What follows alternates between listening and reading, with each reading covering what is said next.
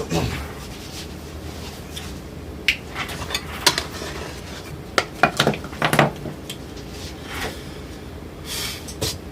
hello there. Today we're going to talk about pinhole cameras.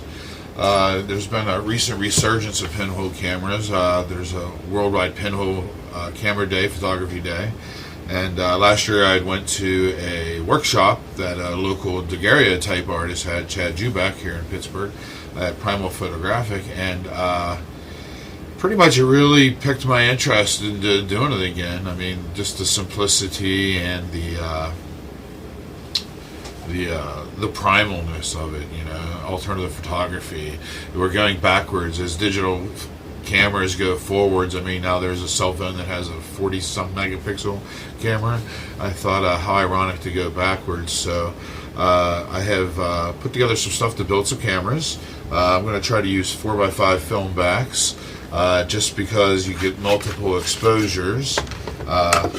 Like here's a real simple one. Like here's a couple cigar boxes I'd collected, and like with this one, it has, you know, you peel that off to present the cigars, but this other has the other convenient part is, man, that pretty much fits right up to this film back.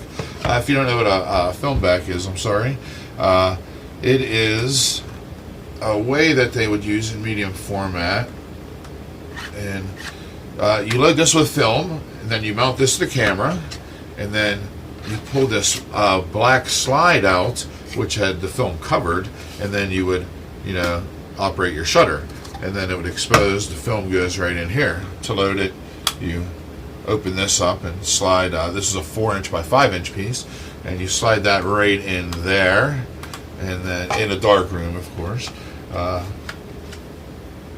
then you go ahead and load the cover back on, mount it onto here with, you know, a little bit of alterations, and expose that, and then expose the shutter. Then put this back on. Once you've shot it, you know, you flip that around. I'm not sure what the real system is, but you know, I'm sure exposed should be white and black should be black.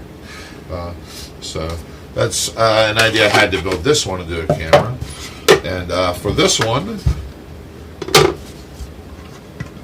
you know, these are available for a couple bucks from your cigar shops, or if you actually shop there, they'll give them to you in a lot of instances.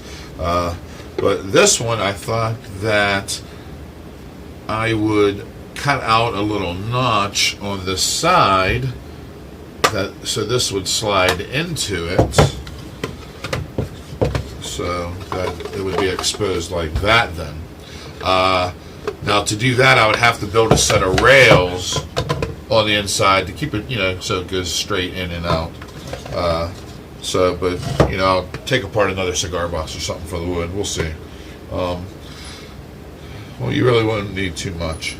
So these are just a couple of choices. I'm going to make my pinholes out of a good old Red Bull can. I'll go ahead and cut it, lay it flat, and I'm going to go ahead and, while I'm doing it, I'm going to make a series of pinholes, and which I'll show you how to do that also. And then we'll show you how you can scan them into Photoshop, blow them up, and then get your measurement there. That way you know what size it is, and then you can calculate your focal length. You know, this will actually be, if the film is back here, you know, and the lens is here, then this would be your focal length. This is probably right around 90 millimeters. I don't know, I have a ruler handy. I'll have to get one out. And so you'll need that. Then you'll need to know what your aperture is, and there's calculators online or even on your phone that you can get that'll figure that out. And then you load it up, and then there's some other different calculators. Like here's an exposure calculator that I had downloaded for it. So pretty much you just download these, put a hole in the middle, join them, and you figure out what your paper is going to be, and I'll blow this up and show you what your paper's ISO is going to be. The paper that I have, the Ilford, is, like they say, I've seen it mentioned from 3 to 10.